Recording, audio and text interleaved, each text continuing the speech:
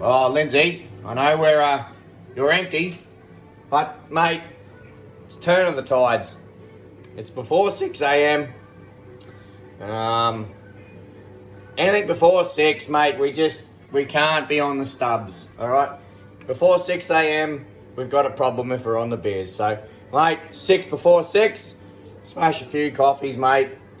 What I've got to show you is on this job, Lindsay, a few people have been wanting to know the 1HDT Aneroids and calibration, I guess. So we'll do a dry run through on this. While I'm yapping here, I'll get this all off here because this is where a lot of people go and get unstuck, I guess, and yeah, just don't fully understand it, which is totally fine. That's what I'm here to explain it and show you. So this is a 1HDT, Lindsay. It's an automatic pump. Doesn't really matter if it's manual or auto for the purpose of this. So I'll loosen all these off and we'll cut this video time down.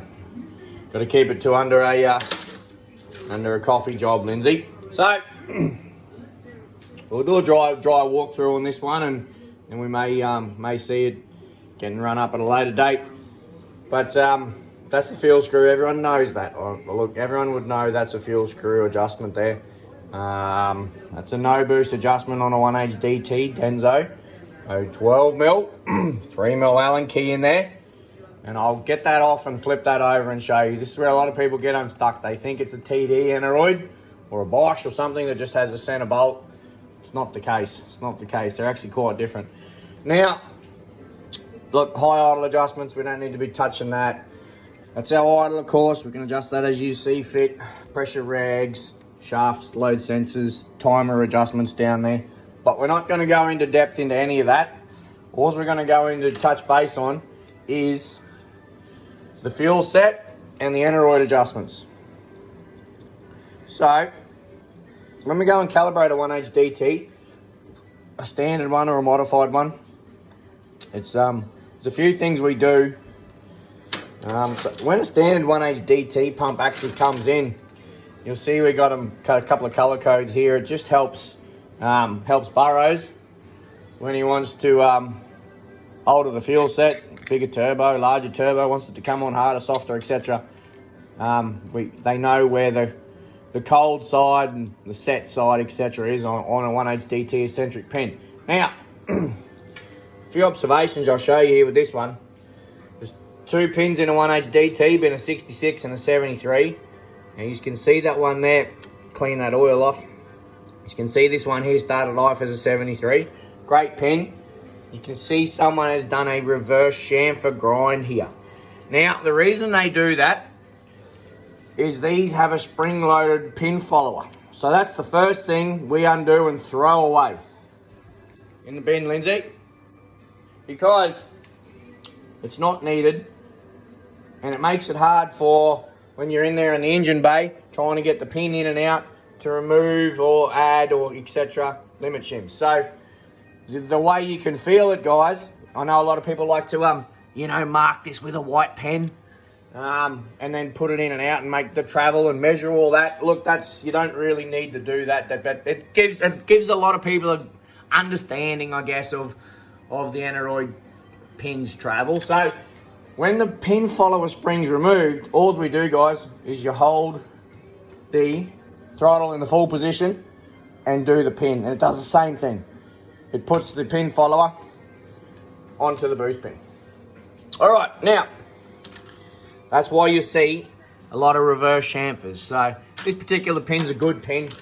For this job, we're not going to be doing crazy fuel, so we're going to definitely going to get away with using the standard pin. Now you'll see we got a stack of limit shims on here. That stops. Again, this pump's only going to be doing about an 80cc top, 48, 50cc no boost, somewhere around there. So we put a stack of shims on here, and that stops the pin going into what's called boost cut. I think we've touched base on it thousands of times, but you'll see it's actually comes down here, hits the bottom of the ramp, and then if it travels any further, it actually pushes it into a boost cut, so it actually starts to knock the fuel out of it over a certain amount of PSI. That determined by the spring rate of this pump, see? All right, so what's what? So we got a spring rate in here. Let's pull the spring out. So that's a boost compensator spring. Just like a set of drum brakes on the back of an old Hilux, etc. Get an idea here. So that is adjusting your spring rate. And you come in through the back here. There's a plug that gets removed. We can show you that plug. Of course we can, Lindsay. So that's the plug there. So that 12mm pulls that plug out. And we can get in the back here and adjust it tighter, looser. So it's just like a bolt, guys. So if we lower it, it's looser or softer. And if we raise it up, it increases the spring rate, increases the preload on the diaphragm. So we'll start from the no boost to the fuel. See this cam here? I can show you this here.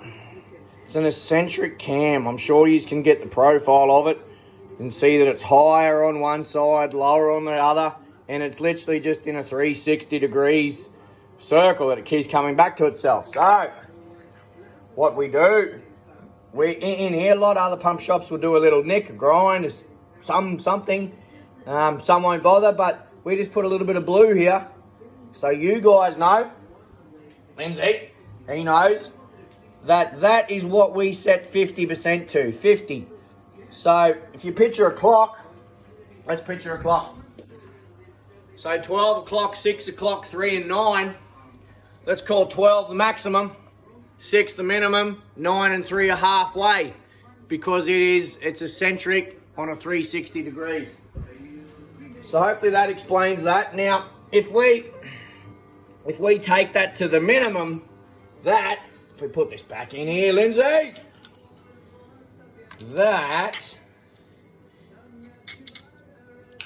sometimes we have to push the little pin follower forward because we've touched the throttle, of course. And we put all that back in. Now what that actually does, if we lower that, or I should say grow that, so bring that blue in towards the middle of the aneroid, so make it that, there.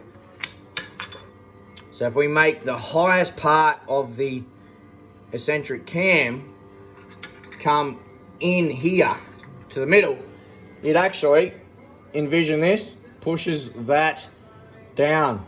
Now if we do the opposite, it raises it. So to push the eccentric cam down, increases the no boost, take it out, takes the no boost out. Now that also, but has to be sometimes accommodated with a spring rate adjustment to make it follow that cam profile. So you can't just do that and think it's working. Sometimes you actually have to loosen the spring rate if you want it to come on harder. So if you gave it a bit of no boost, or if you want it to clean up, sometimes you actually got to chase it and make it chase up. So, all right, hope that touches base on that. Now, back to the pin, like I said, all different pins, of course, heaps of different profiles, but this one's standard 1/8 DT. Touch base about it turning off the fuel. So we've got a measurement here.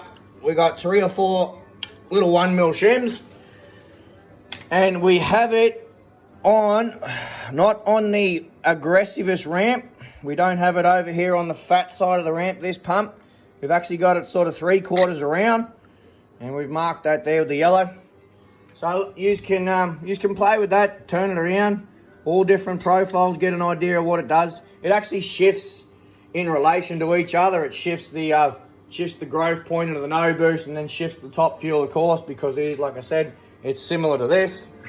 It's an eccentric cam. So 360 degrees comes back to itself if you go a full revolution around. So let's say we were to spin that full revolution around. That's back to the start where it was. So little adjustments, guys, like that can dial your engine in to suit your turbo setup. And sometimes that's all it needs, is just a bit of a profile change. Now, to get your head around it, we're going to get a little bit too technical.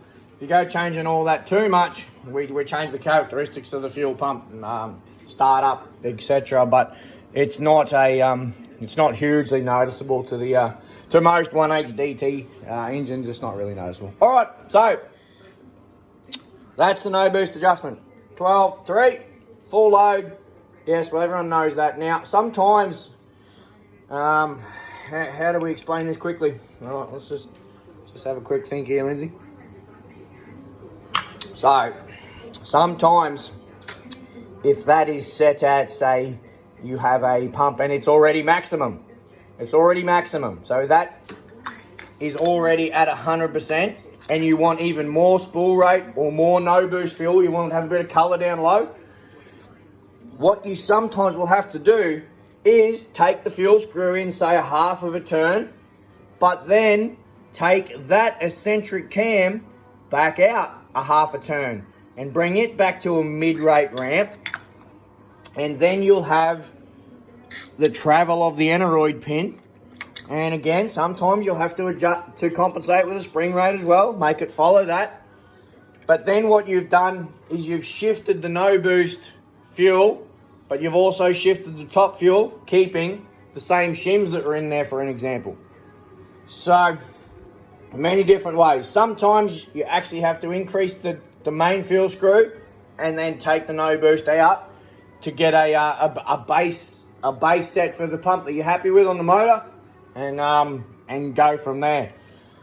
Now, we can't go just taking all them shims out on a standard 1H DT pump, because it will travel into that fuel cut mode there. So you can get an idea of what it does by, like I said, putting a bit of paint on it's good, and then just put the throttle in the full position, and with your hand just push that up and down, pull it out, get an idea what you got going on, and add or remove as need be. Now, this is another one, Lindsay. We need to make sure some 1H DT springs are quite heavy. And depending on how they're calibrated, standard applications, that spring, if you can fully compress it, sometimes it gets coil bound. And I'll show you this quickly. Let's get some verniers, burrows.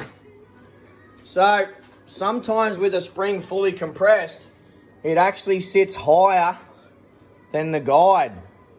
So that's the guide of the Aneroid. They're all slightly different too. They're not all the same guys. So that one there's doing about 9.1. Now, what I'm saying, sometimes when you fully compress this spring, it's coil bound. Let's say it's 10 mil.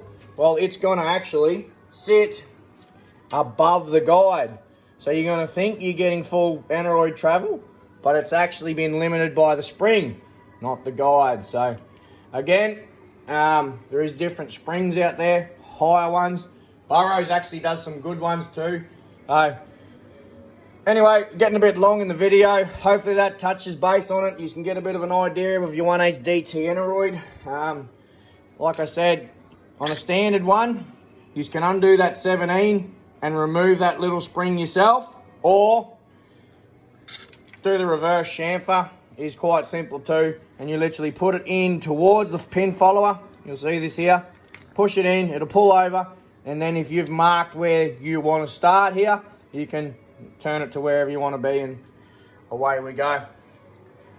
All right, Lindsay, that should briefly explain a 1H DT Aneroid, shouldn't it? Lindsay, let me know if you reckon I've overlooked something crucial, or I've missed something out. Righto. Smash a few coffees before 6 o'clock, mate. And then after 6, she's fair game on the stubs, Lindsay.